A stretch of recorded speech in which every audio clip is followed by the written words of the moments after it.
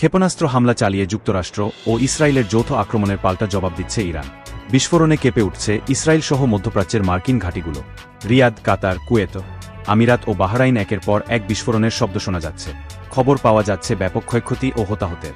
এই শত্রুদের চূড়ান্তভাবে পরাজিত না করা পর্যন্ত পাল্টা অভিযান অব্যাহতের হুমকি দিয়েছে তেহরান।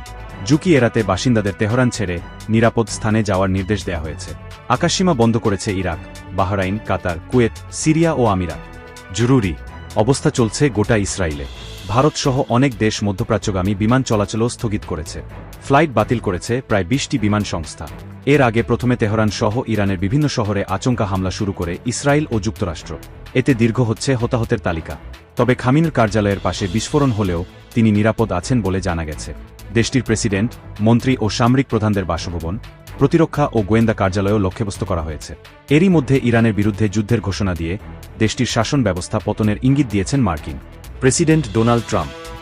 পাল্টা আক্রমণের পথ থেকে সরে না আসলে ইরানের ইসলামী বিপ্লবী গার্ড সশস্ত্র বাহিনী এবং পুলিশ সদস্যদের নিশ্চিত মৃত্যুর মুখোমুখি হতে হবে বলেও হুমকি দিয়েছেন তৃম্প। এই অবস্থায় খামিনতন্ত্র উৎখাতের মাধ্যমে প্রত্যাবর্তনের সুযোগ তৈরি হওয়ায় বেশ খুশি নির্বাসিত যুবরাজ রেজা পাহালভি।